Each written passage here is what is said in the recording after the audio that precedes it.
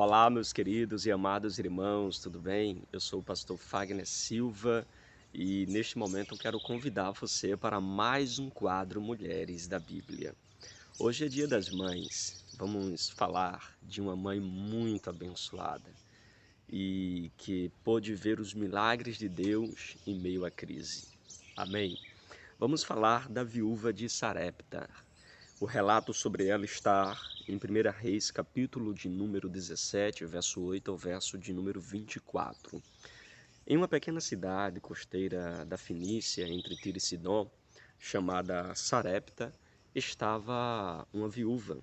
Já temos aqui dois grandes detalhes.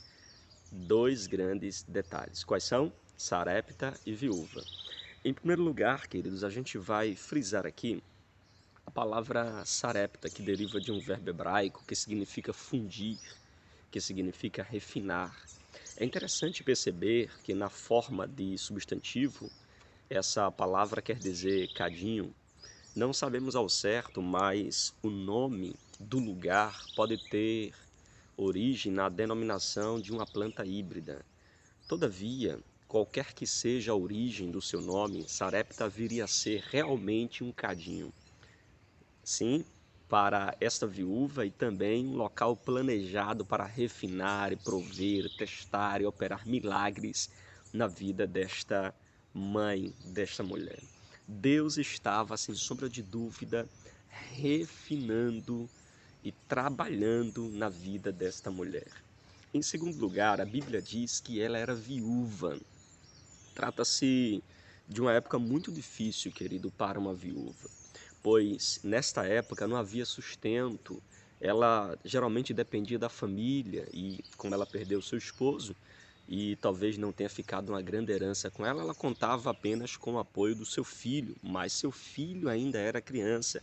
Naqueles tempos antigos, não se encontrava em boas condições financeiras. Esta mulher tinha um filho que era totalmente dependente dela.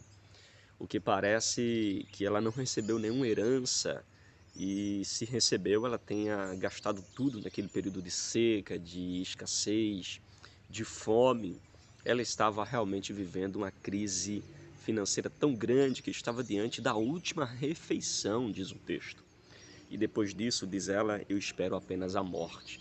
Tudo aponta para uma viúva pobre, necessitada e desolada. Então, Elias foi para Sarepta, diz o texto da palavra de Deus. Surpreendente é o fato de Deus enviar um profeta para ser sustentado por alguém que precisava de sustento. Ela vai ser usada para socorrer um profeta, mas é ela quem precisa de socorro. Ela vai ser usada para ajudar, mas é ela que precisa de ajuda. Ela vai ser usada com generosidade, mas é ela quem precisa de generosidade. Quando Elias avista, diz o texto, ele diz: traze-me, peço-te uma vasilha de água. Isso, na verdade, foi um teste de generosidade. Quando estava chegando ao portão da cidade, ele encontrou a viúva que estava apanhando lenha, catando lenha. Parece até uma coincidência, não é? Será que foi sorte? Não, queridos, com certeza não foi sorte. Foi a providência de Deus. Quando Elias chega na entrada da cidade, encontra a viúva. Ele foi à cidade e encontrou a viúva bem no portão da cidade, apanhando gravetos para fazer fogo, né, para cozinhar a sua última refeição. É neste momento que Elias faz a sua primeira exigência. Elias disse a ela: por favor, me dê um pouco de água para beber. Ele queria água e isso ela foi capaz de lhe dar, de prover, ela tinha. Quando ela ia buscar a água, ele então chamou e disse: traga-me pão também, por favor. Ora, isso não tinha o suficiente para 3 pessoas, apenas para ela e para seu filho. E observe que ela não tinha condições de dar, né, um bolo ou um pão para Elias, pois ela tinha pouca farinha na panela. Porém, Elias respondeu: juro pelo Senhor, Deus vivo, o Senhor, que não tenha, que não temas, porque a farinha não vai acabar e o azeite não vai faltar. Eu estou aqui, querido, relatando uma passagem que fala de um grande milagre, porque a mulher disse: olha, eu não tenho pão para te dar, eu não tenho comida para te dar. Nós vamos fazer esta refeição e depois morrer. Mas aí Elias, então, entra em cena mais uma vez e diz assim: não se preocupe, não se preocupe, vá, prepare a comida, mas faça primeiro um pãozinho com farinha, né, ou de farinha para mim, e traga para mim. Depois você prepara o resto para você e para seu filho, pois o Senhor, o Deus de Israel, diz: não acabará a farinha da sua tigela, nem faltará azeite no seu jarro, até o dia em que eu, Senhor, faça cair chuva sobre a terra. Queridos, o filho desta mulher estava quase moribundo de fome, mas o profeta exigiu primeiro uma refeição para ele. Certamente era uma exigência para além da conta. Era o fazer primeiro para o outro. Imaginem como isso é difícil, né? Fazer primeiro para o outro, principalmente hoje na nossa sociedade que é muito egoísta. Hoje se prega na prática, né? Primeiro eu, segundo eu e terceiro eu novamente. É sempre assim, queridos, que as pessoas agem na atualidade. Você deve sempre buscar o seu, buscar para você. Sempre, eu não estou falando aqui que você não deve buscar o seu bem, mas não devemos ignorar a necessidade do outro. Todos nós, querido, devemos e sabemos que deveríamos agir também em prol do outro. Queridos, quando o nosso eu é maior do que os outros, é difícil enxergar as dores do próximo. O egoísta são pessoas que não têm tempo para se ocupar com as outras pessoas, pois elas estão sempre ocupadas cuidando delas mesmas. Mas a esse grande desafio que traria para esta mulher a providência de Deus e que traria também para ela uma nova vida, uma nova fase, certamente essa fé ou a fé desta mulher estava sendo submetida a um teste extraordinário. Para um estranho, né, a única refeição, preparar uma refeição para um estranho, né, sabendo que ela só tinha aquela refeição para o seu filho, requeria realmente graça especial. Então a viúva ela fez como Elias tinha lhe dito, e todos eles tiveram comida para muitos dias. Como o Senhor havia prometido por meio de Elias, não faltou farinha na tigela, nem azeite no jarro. Somente Deus faz isso, não é verdade? Deus fez um milagre inclusive contínuo, porque por cerca de 1 ano a 2 anos a fome estava constante, continuava, mas também o suprimento, a farinha de trigo e o azeite também tinha prosseguimento. Era Deus operando de maneira maravilhosa. Não faltou alimento, mesmo em uma época de grande fome. Os milagres eram diários. Quanto mais ela tirava, mais tinha. Quanto mais ela tirava, mais tinha. As coisas, né, inclusive, fluíam bem, né, estavam tudo bem. O filho bem alimentado, a viúva, Elias, né, apesar da seca e da fome ao redor, eles estavam bem. Mas, de repente, eles foram surpreendidos por uma calamidade. O filho da viúva ficou doente. E não apenas isso, mas ele veio a piorar e acabou morrendo, diz o texto da palavra de Deus. Então ela disse a Elias: homem de Deus, o que o Senhor tem contra mim? Será que o Senhor veio para fazer com que Deus se lembrasse dos meus pecados e assim provocasse a morte de meu filho? Meus queridos, quando eu vejo essa expressão desta mulher, é exatamente no momento de calamidade, de adversidade, que nós passamos a considerar devidamente o nosso estado moral. As aflições externas, com frequência, elas tendem a produzir uma sondagem em nosso coração, uma avaliação dentro de nós. A gente começa a se perguntar: o que fiz de errado? Onde pequei? O que preciso corrigir? Onde estou em falta? O que preciso fazer para mudar isso? E tantas outras perguntas que surgem para fazer uma avaliação moral dentro de nós. Mas, em resposta àquela mulher, Elias simplesmente disse: dai-me o seu filho. Então a Bíblia diz que Elias pegou o menino nos braços da mãe e levou ao andar de cima, para o quarto onde ele estava morando, e colocou em sua cama. Ele levou o menino para orar, querido, para orar por ele em seu quarto.